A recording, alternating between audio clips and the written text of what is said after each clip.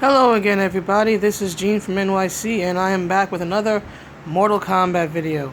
You knew it had to happen. You knew it. Come on. The Sheeva reveal.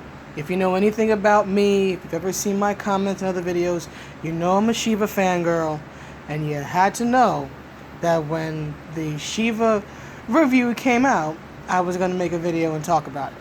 Now, before I do actually talk about it and rant about it, I want to just note that I've picked up a few subscribers. Two of my videos seem to have really taken off at the moment, at least for me. I mean, I rarely get close to 100 views on my videos.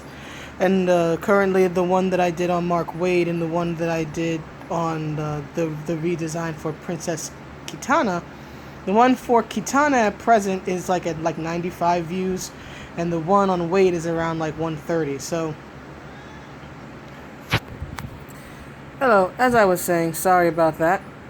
I've picked up a few new subscribers, and there's been an uptick in the viewing of two of my videos. So I know that 95 views, and of course the cat's gonna cast a shadow. Of course he's gonna use his tail to cast a shadow when it's already hard to record because there's not a lot of light in here anyway. Thank you, RJ. Say hi, RJ. Hi, RJ. Anyway, as I was saying, getting back to the point, I know that in the grand scheme of things, especially on YouTube, 100 views, 95 views is by no means impressive. But for me, hey, I'll take an uptick. I will take an uptick in views. I'll take an uptick in engagement, people leaving comments, even if they're negative. I say, hey, tell me what you think. You like it, you hate it, you're somewhere in the middle, you're neither. All I ask for in my videos is a listening ear and an open mind. That's all I'll ever ask from of you. So thank you for all the views. Thank you for the comments, even if we have disagreed. I'm perfectly fine with respectful disagreement. We don't have to agree on things. I very rarely agree with people. There's at least one person who's a subscriber of mine, and he knows who he is, where we are always going back and forth on Leanna K's videos. Just because we have different views on things, and that is fine. That is fine. I like to learn. Even if I don't agree, I like to learn. So thank you all for the engagement. I've gained a few new subscribers. I think I was at 52, and now it's 57. So I'll take that. For the majority of them, YouTube didn't give me a name, but it gave me the name of one, Abor Shakur, something to that effect. My apologies if I got it wrong, but thank you all. Welcome to the channel.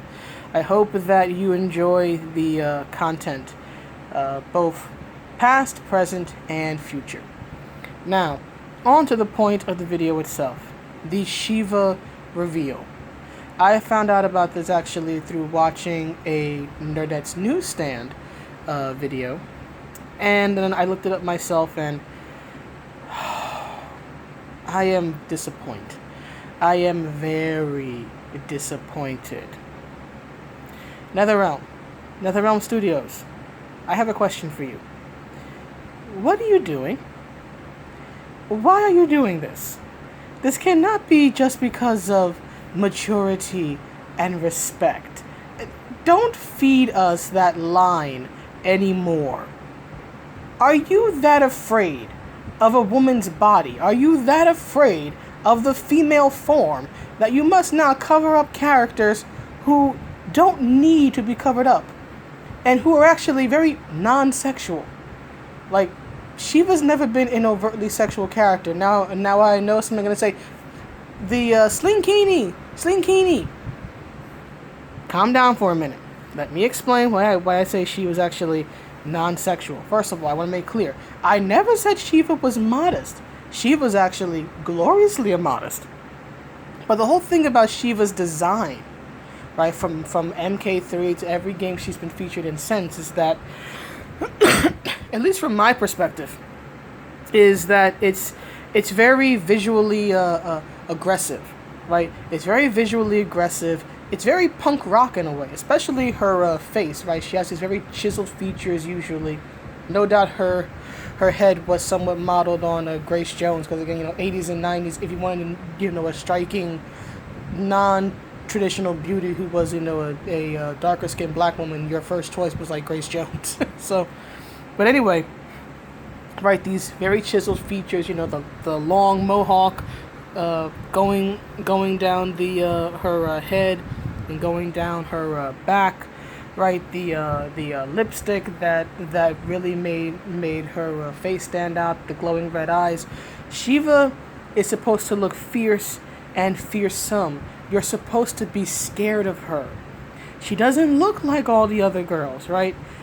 The other females in the game, right, tend to be, beauties, right? Sonya is typically, especially in MK3. MK3 Sonya was the best Sonya. That's just my opinion. I stand by it. MK3 Sonya, just looks-wise, was the prettiest Sonya. So you have Sonya, who's supposed to be beautiful and is very, sort of like a stern, ice princess type of way, a very cold beauty. Then you have Kitana, who's beautiful in a very royal, elegant way. Then you have Melina, who's her clone, who would look just like her if it weren't for those dang teeth. Right? Then you have Sindel, who's very beautiful, but also has this, like, as Liana K likes to say, Bride of Frankenstein thing going on with the goth look and the purple and the gray streaked hair and all that stuff. But the majority of women, especially the most well-known and beloved characters in the series, are what you would call traditionally beautiful. Sheeva is the polar opposite of that. Sheeva is like punk rock, in my opinion. It's like that's what pops into my mind when I think of her design. Everything is just visually aggressive, right? To me, Sheeva's design is basically when you take Goro, right, or just the general Shokan design, right, the forearms, the spots, being super tall, all that other stuff. You take Goro, you take a female bodybuilder, specifically of the 1980s, so very, very long and lean but muscular. Think of like Rachel McLish, yeah. She was the first Miss Olympia. So you take like her body type, right? Make the skin a few shades darker. Make the skin about that dark, about as dark as I am.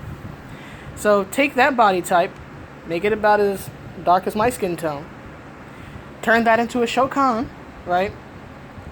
Give her a punk rock head, right? The mohawk, the glowing red eyes, the chiseled facial features, the red lipstick, and put it all in a sling bikini. That, to me, is Sheeva. That's basically how you create Sheeva, in my personal opinion, from a design perspective, right? She's not supposed to be traditionally beautiful. She's the monster girl. What makes her appealing is that visual aggressiveness, that strength that she shows both in her body, right? Because again, she has the body of a top-level female bodybuilder, right? So she's gonna have very strong-looking legs, very muscular arms, a muscled midsection, right? Everything is strong and aggressive, like she is. And when you cover her up, NetherRealm, you ruin the visual effect. If you haven't seen the Sheeva reveal, I would suggest watching Nerdette's Newsstand to see it. But basically, what Sheeva looks like now, right? She has this like gray armor on. This gray plate armor is like covering her chest, and it looks like she's wearing some sort of cloth, right? They did throw in a red cloth. That's a good one. Cloth that kind of looks like a sari or made from the same cloth, which I'm guessing is sort of a visual throwback to the fact that Shiva is like the Hindu goddess of death, and that's where the name comes from. So I have to admit, as much as I hate this redesign in general, I do actually like that little sort of like cultural throwback that little cultural reference of where the name originally comes from. So I will give NetherRealm credit for that. But everything else, no. You took the makeup. First of all, you put Sheeva in armor. What Shokan warrior in Mortal Kombat has ever been seen in armor? Especially armor that is covering their body. The whole thing about the Shokan, right, visually, is that their body is their strength, right? It's at least to me, very akin to bodybuilding, right? You wear as little as possible to show off your body, to show off, how muscular you are. They use, at least to me, they use their body as sort of a visual indicator of I am big, I am strong, I am fearsome, fear me. And when you put armor on a Shokan, I don't care if it's Goro, I don't care if it's Sheeva, I don't care if it's Kintaro. You lose the visual effect, right? You lose that visual punch. And I want to know, if Goro or Kintaro ever end up in this game, because I think currently they are not in this game. I think I remember hearing something or seeing something that made it look like, I think they're supposed to be like Goro's throne room or whatever, and his body's like slumped over dead on the throne or something to that effect. So I don't think he's in the game, at least not yet. And I haven't heard anything about Kintaro. And I say not yet because this is Mortal Kombat. Everybody's died at least once. And you'll be brought back as soon as Ebu needs you. But anyway, since they are currently not in the game, that means that Sheeva is the only representative of the Shokan as a character in Mk11. And you just gave her the most un-Shokan look. She looks like she's a Mad Max character. And that would be fine if she were ever, how do I put it? This would be fine if this was a Mad Max style series, right? Or if she had originally been designed as a Mad Max type character. She wasn't. At least to my knowledge, there was no visual influence or reference to the Mad Max series, unless you count the punk haircut, that's not a reference, at least not to me, to a movie. It's a reference to punk stylings, and that started in music. It didn't start in the movies. But anyway, this is just an awful redesign in my opinion, because first of all, as I mentioned in the two videos I did on just visual and design consistency in general, and as I discussed with the Frost reveal, is that there's no visual connection, no design consistency between the Sheeva that us classic fans know and love and this new Sheeva. The only thing is that maybe the hair. That's about it from what I can recall. And the sash, which is the little, splash of red, I guess, reminiscent of the Slinkini. But overall, as a design, I will give them credit for those 2 points. The hair is somewhat reminiscent. I think it's a terrible hairdo, honestly, because it just looks so lifeless, just so limp and meh. But the hair and the sash are about the only references from what I can recall to original Sheeva. And here's the thing. They already had a alternate Sheeva design from a previous game that, in my opinion, they could have used. That is not the Slinkini. That actually covers up a little more than that, but is still true to the visual elements that make up Sheeva. If you ever played MK Armageddon, you may remember that Sheeva had this gladiator-esque looking armor. It was pretty much a two-piece, like a top, that still showed off the breast, and then, this little sort of like metal bikini thing, and there was like armored bracers for her wrist. It was actually a very good design. The only issues I had with it were that her skin was too dark. and they made her overly muscular.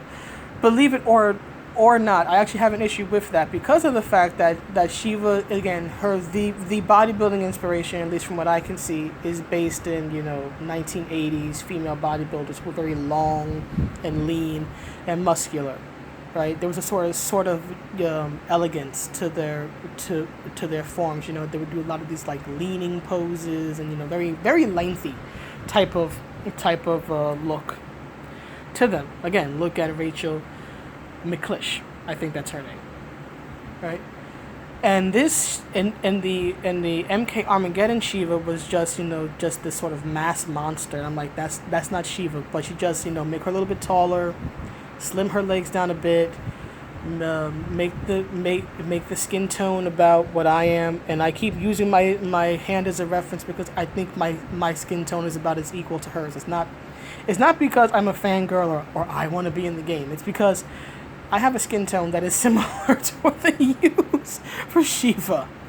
But anyway, those little bits aside, the Armageddon look is still armored. It still makes her look powerful. It's red and it's gold. It pops. The face is perfect. The face and the hair and in the Armageddon costume is perfect. I really wish NetherRealm did an updated version of that costume instead of going Mad Max Fury Road like they have with this new costume. So hopefully this was a little more in depth. Hopefully this was not as angry and ranty as some of my other videos have been, but this is basically my opinion of why I strongly dislike this new take on Sheeva. And if Goro and Kintaro do end up in this game, NetherRealm, I want to see them in armor too, because fair is fair. The whole thing about Sheeva is that she is considered an equal among her people. She is a warrior, just like Goro, just like Kintaro.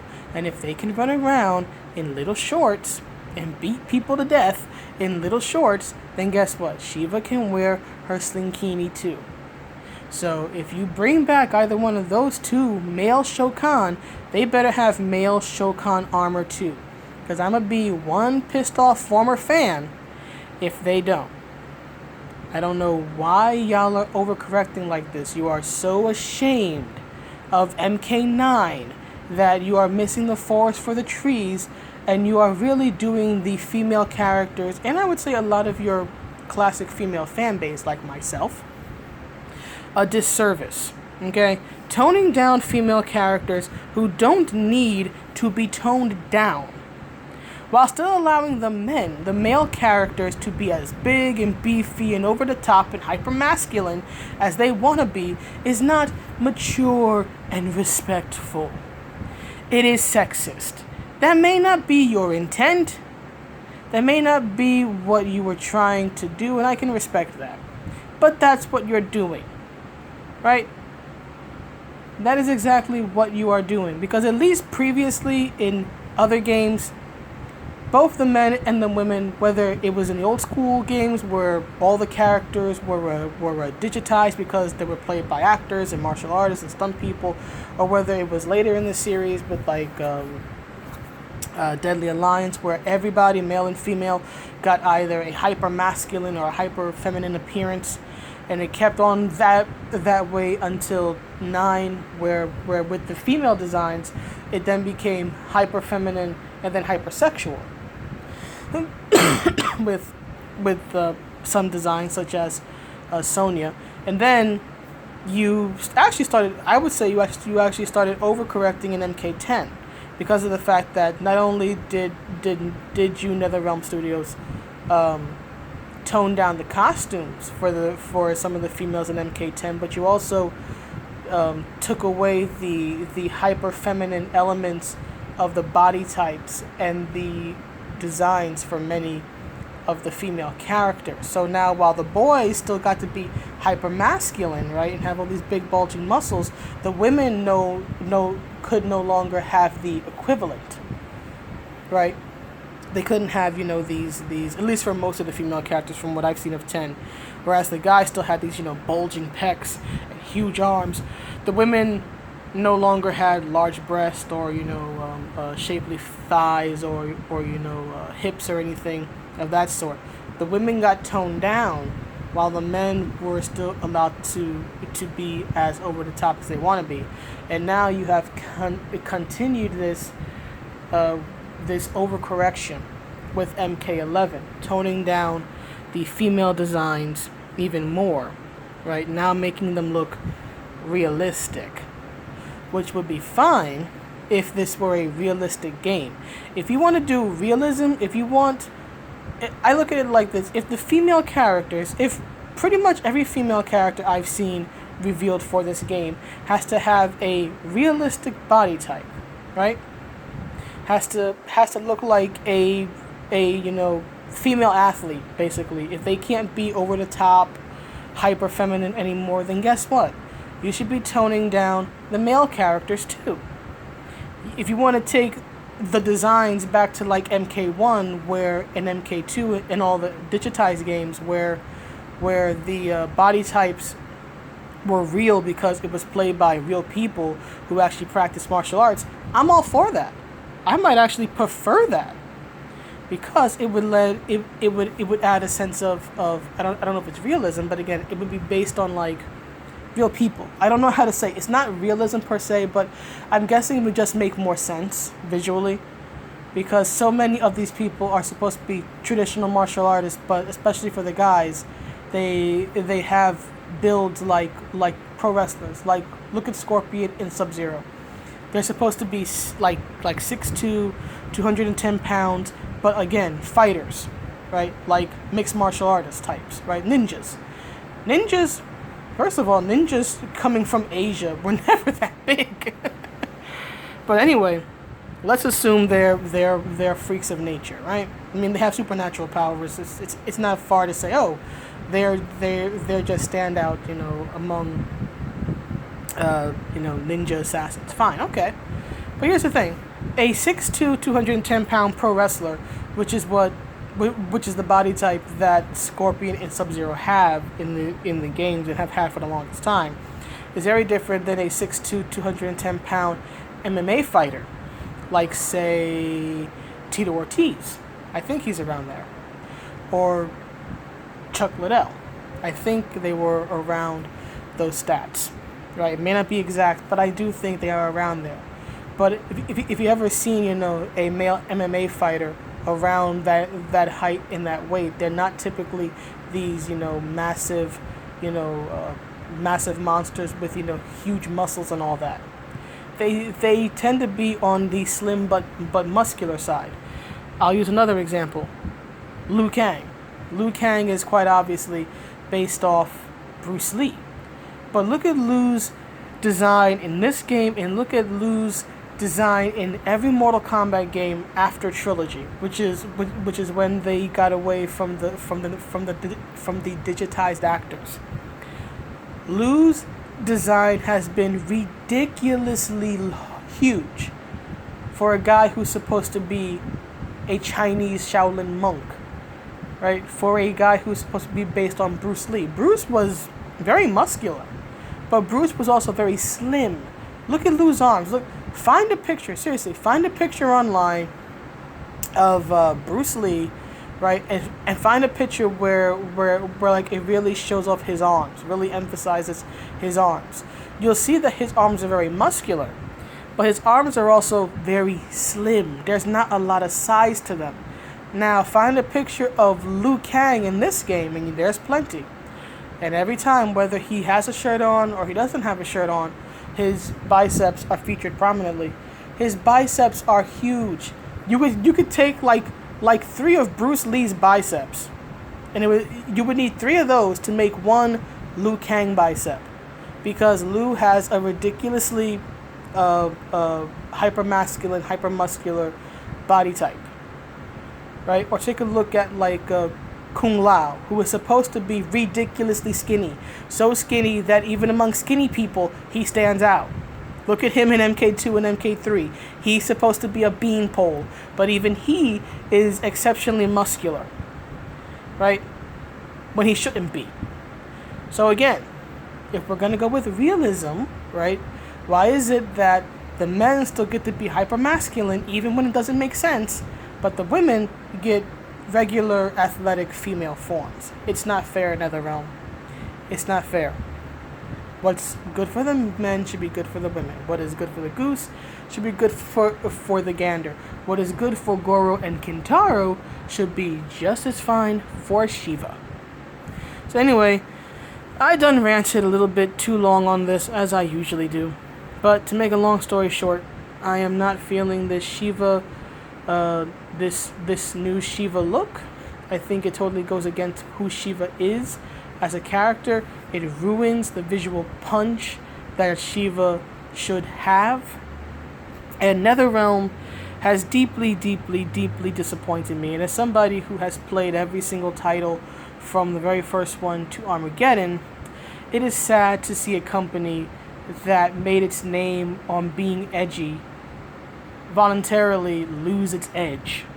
Not because they're out of ideas, but because they are so afraid of offending somebody that they now offend a good chunk of their old school fan base, whether they realize it or not. And I want to be clear, I'm not saying that this game is going to fail financially. It'll probably do fine financially, but this is the beginning, I think. Because soon they'll tone down the fatalities, or they'll have different sets of fatalities that the guys can do to the girls, and so on and so on and so forth. See, this is the first thing, right? This is basically, in my opinion, a policy of appeasement. And the problem with the critics of the series is that they can never be appeased. You give them these toned down female figures, okay? What's next? Now you tone down the violence against the women. It's like, but it's a fighting game. Everybody's violent toward each other.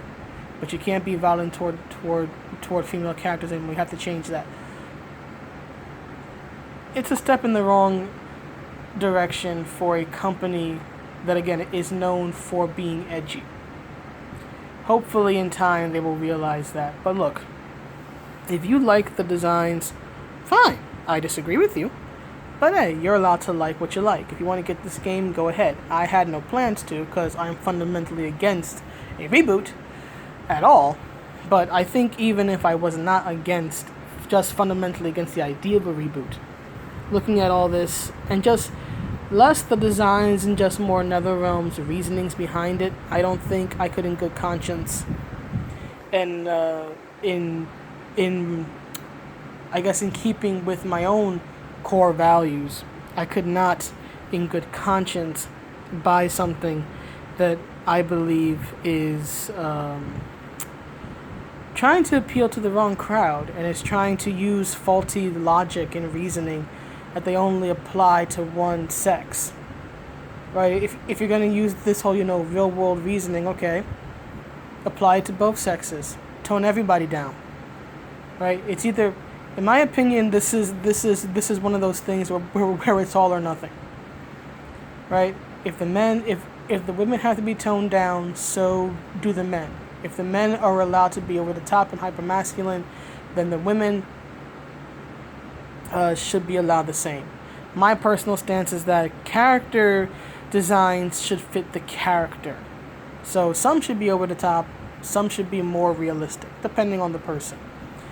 But hey, if this is the standard you want to go with, men get to be hypermasculine over the top, women have to be normal, and you know what? I'm not getting your game. And I'm not going to act as if that I approve of this, because I don't. So if you enjoy it, I hope you enjoy it. If you like the designs, cool.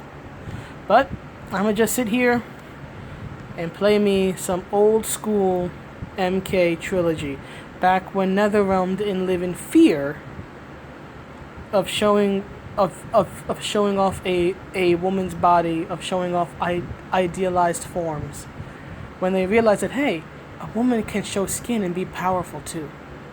So anyway, that's my video. It really has gone on too long now. It's almost 30 minutes.